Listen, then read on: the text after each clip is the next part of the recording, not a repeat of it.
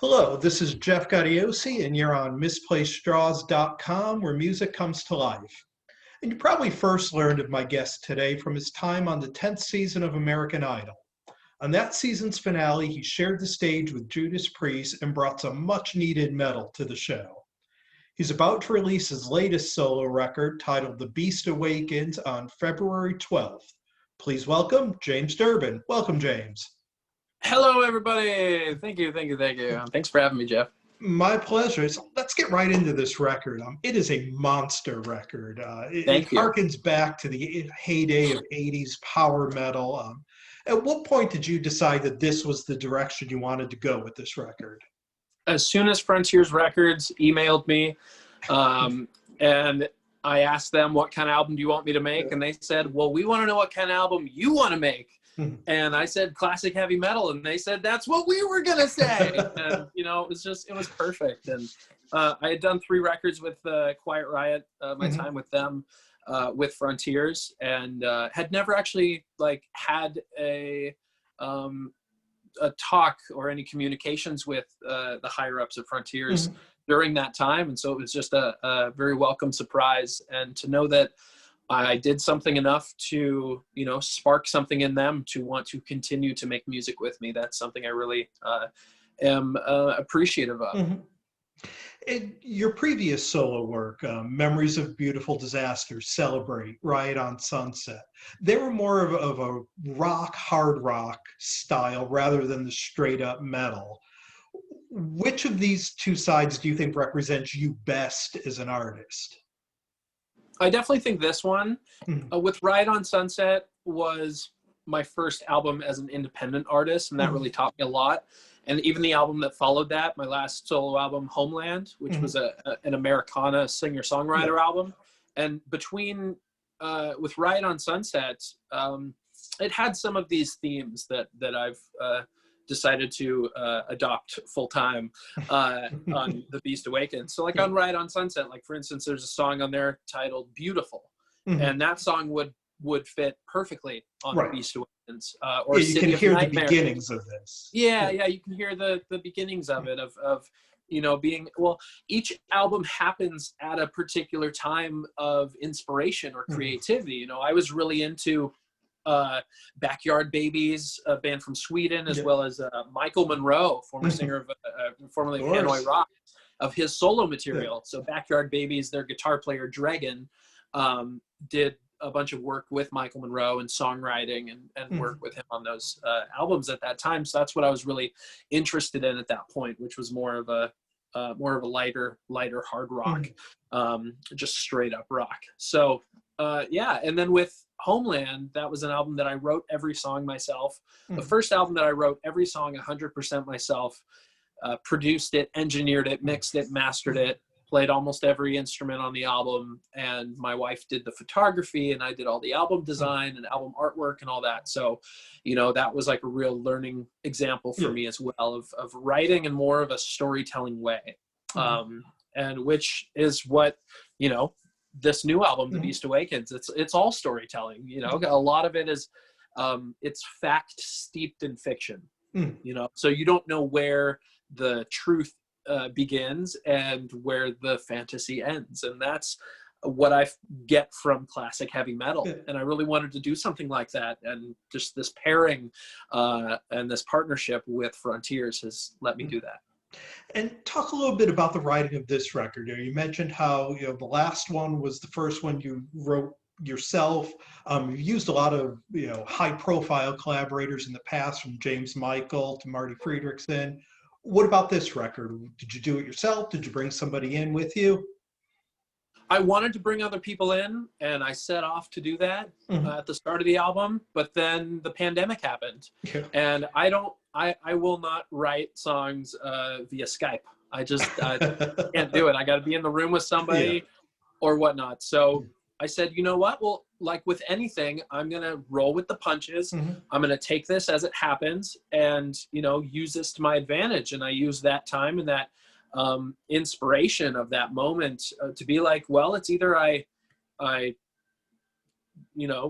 try to get songs from other people, or I just knuckle up and I write this thing myself. And that's what I did. I wrote every riff, every lyric, every melody, every theme, every song title, all of it.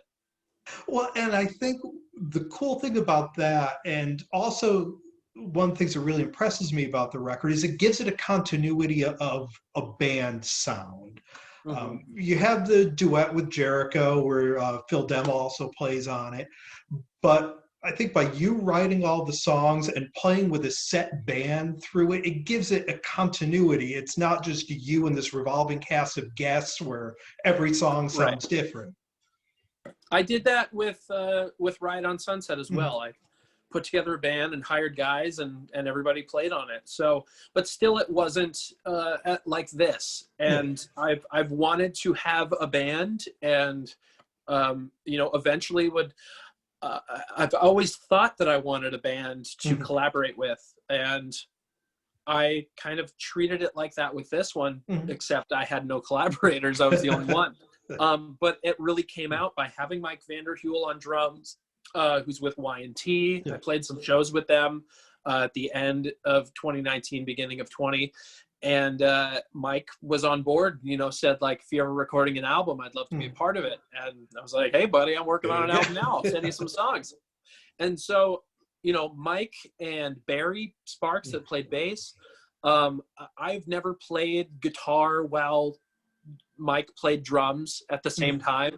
I've never played with him like that. I opened for them, but I've never played with him. I've never played with Barry. Mike and Barry have never played together, but I had my demos that I had recorded myself and sent those without drums and with click to Mike, and he did his drum performances on those. And then we sent that with new drums and without my shitty bass to Barry, and Barry played on those. So like everything was so individual, but it's incredible that it all came together. It does. It really does. Yeah. And I think we're beginning to sort of see a revival of this style of classic metal, that Priest, Maiden, Dio style. I think for a long time there was that sort of mix where every band had a clean vocalist and a screaming vocalist.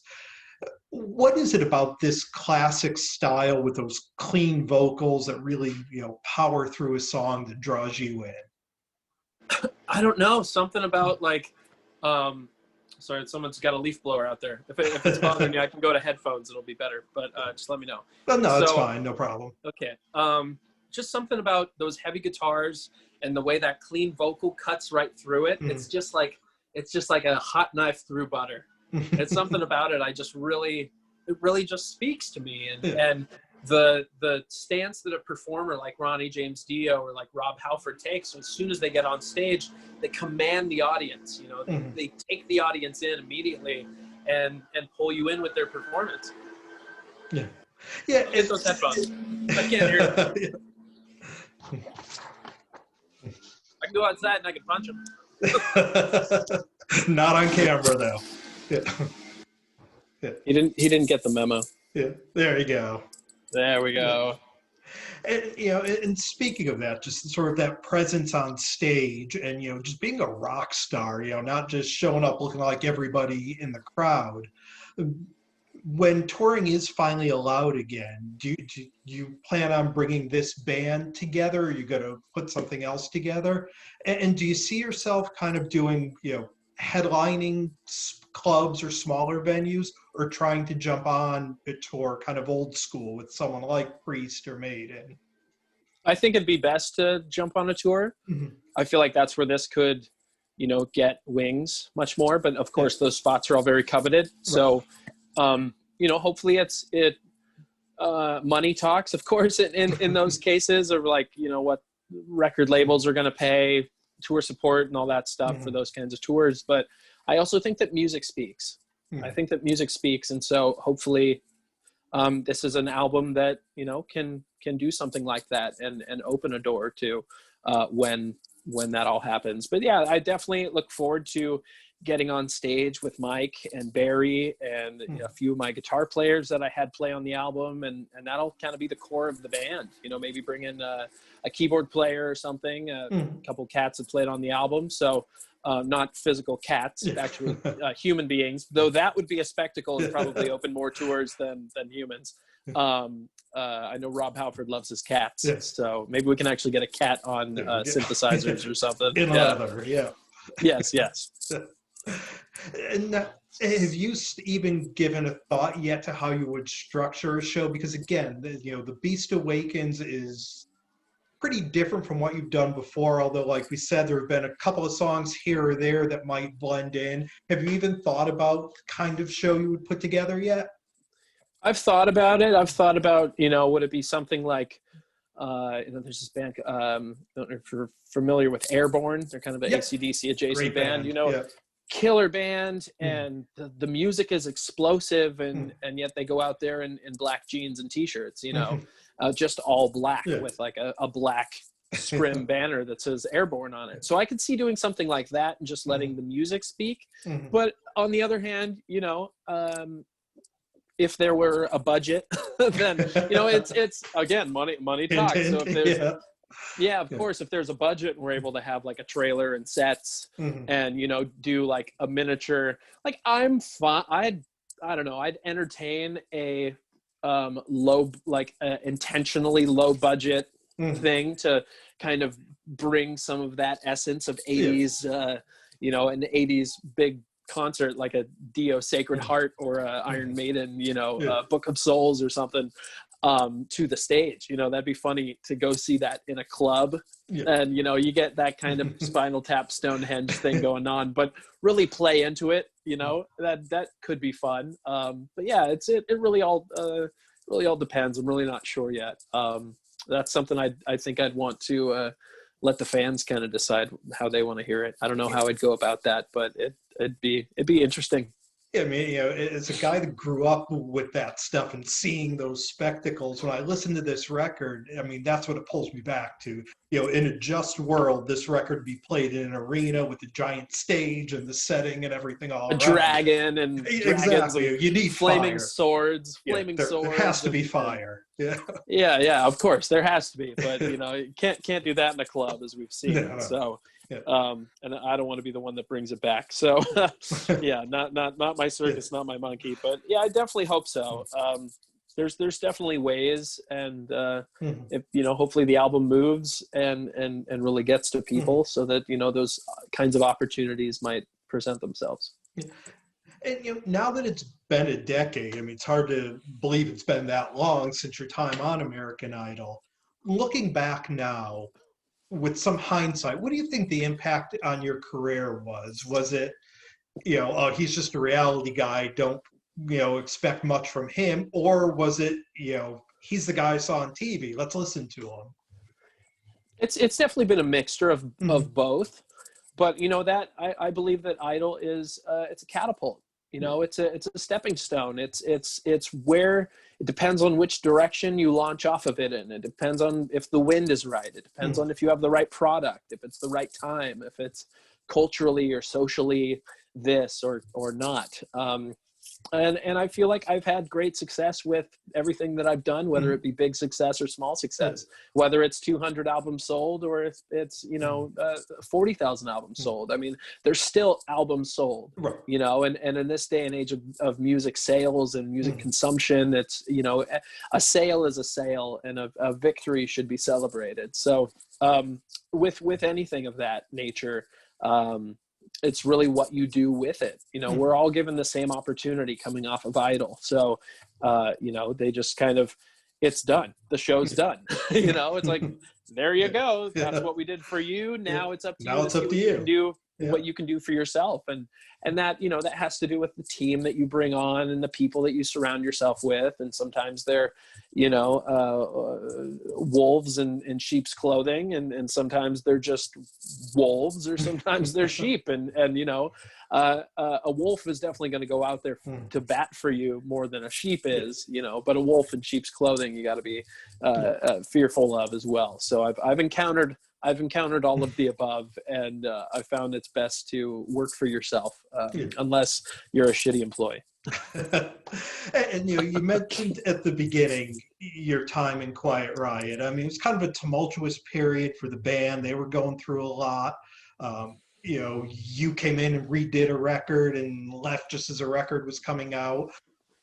What happened there? What led to your departure from the band? Creative differences. Really at the basis of it, I really want to spend as much time with my family as possible. And it's very difficult to give somebody your entire calendar year and all you ask for is 1 week off to go camping with your wife and kids. And if that can't be worked out, then it's my wife and kids take precedence over everything, whether it's something I really want to do or not really want to do, or no matter how fun it is or anything. I really want to, my dad wasn't that type. And so I feel like he did a lot of good, but it's kind of overshadowed by the negative choices that he made and how those affected his life. And I just want to be on the other side of that. I want to take what he did and didn't do as examples and really live a better example for my own kids. And that's admirable. That's literally probably the best answer you could have given to that. So I applaud you for that. Thank you. But last August we lost Frankie Benally. Any quick words on what it was like working with him? What kind of guy he was? Crazy sometimes, I'll be honest. But at his core, he was a good guy. And I am very, we all have our days, we all have our times, but at the core of it, I really enjoyed the time that I got to spend with him. We didn't have the closest relationship, but what we did do and what we did accomplish, and the fans that we entertained, and the shows that we put on, and it was awesome. We got to be in Mexico and we celebrated his birthday, and with a mariachi band and dinner and everything. And I'd get those guys out of their hotel rooms and go across the street to go ride go-karts and play arcade games and stuff, and just go do different things, get out of your room, turn off CNN. Why keep sitting there watching the same shitty news unravel, and why not just go outside and do something that you wouldn't have done otherwise? Well, we've been spending some time here today with James Durbin. His record is called The Beast Awakens, and it's a perfect title. I mean, again, I can't stress enough. If you're a fan of that just classic 80s metal, Dio, Priest, Maiden, that whole scene, this is the record for you. It's out everywhere February 12th on Frontiers Records. I know they'll have some physical copies. It'll be on streaming everywhere. James, thank you. Best of luck with this record. I mean, it's a really cool record. I've been listening to it a lot, and hope to catch you on tour sometime when this all clears up. Definitely. Thank you so much, Jeff. Thanks for spreading the heavy metal magic. Always, my friend. Appreciate it. You got it. Thank you very much. Awesome. Have a great day. You too. Bye.